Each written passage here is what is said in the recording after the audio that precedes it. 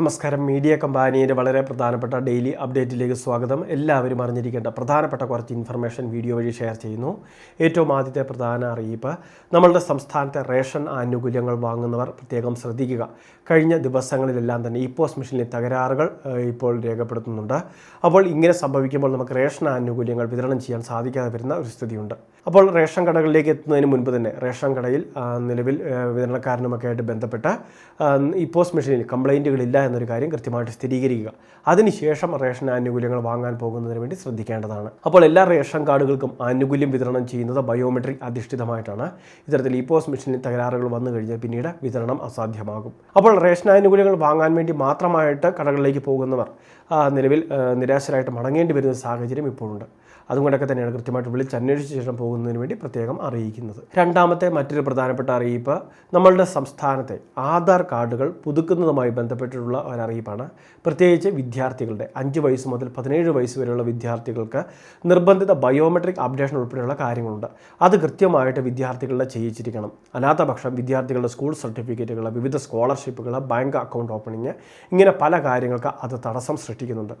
അപ്പോൾ ഇതൊരു പ്രധാന അറിയിപ്പായിട്ട് തന്നെ സ്വീകരിക്കുക.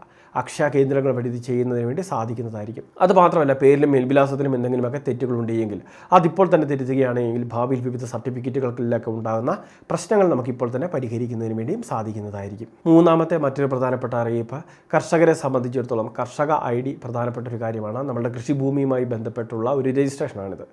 കർഷക ID ലഭിക്കുന്നവർക്ക് അവരുടെ കൃഷിഭൂമി ഉൾപ്പെടെയുള്ള വിശദാംശങ്ങൾ കർഷക IDയിലൂടെ പിന്നീട് ലഭ്യമാകും. കർഷക ID മുഖാന്തരമായിരിക്കും വിവിധ ആനുകൂല്യങ്ങൾ ലഭിക്കുകയും. പ്രധാനമന്ത്രി കിസാൻ സമ്മാൻ നിധി യോജന പദ്ധതി വഴിയുള്ള 6000 രൂപ, കിസാൻ ക്രെഡിറ്റ് കാർഡ് വായ്പകൾ, മറ്റ് സബ്സിഡി ആനുകൂല്യങ്ങൾ, വിള ഇൻഷുറൻസ്, ഇങ്ങനെയുള്ള പല കാര്യങ്ങൾക്ക് കർഷക ID ഭാവിയിൽ നിർബന്ധമാകും. ഇപ്പോൾ കർഷക ID എടുക്കുന്നതിന് വേണ്ടി സാധിക്കും. കോമൺ സർവീസ് സെൻ്ററിലും അക്ഷയ കേന്ദ്രങ്ങളിലും ഇതിനുള്ള സംവിധാനമുണ്ട്. കർഷകർ അവരുടെ കൃഷിഭൂമിയുമായി ബന്ധപ്പെട്ട കരമടയ്ക്കുന്ന രസീത്, ആധാർ കാർഡ്, ആധാറുമായി ലിങ്ക് ചെയ്തിരിക്കുന്ന ഫോൺ കൂടി കയ്യിൽ കരുതണം. ബാങ്ക് ഡീറ്റെയിൽസ് ഉണ്ടാവണം. അപ്പോൾ ഈ കാര്യങ്ങളുമൊക്കെ എത്തിച്ചേർന്ന് ഇത് പൂർത്തീകരിക്കുന്നതിന് വേണ്ടി പ്രത്യേകം ശ്രദ്ധിക്കുക. കർഷക ID അപ്രൂവ് ആകുന്നതിനും താമസമുള്ളതാണ്.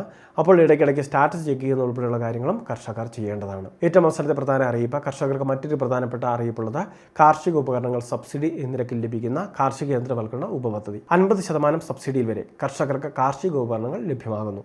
കാർഷിക സഹകരണ സംഘങ്ങളൊക്കെ ആണെങ്കിൽ 80% വരെയൊക്കെ സബ്സിഡി ലഭിക്കുകയും ചെയ്യുന്നതായിരിക്കും.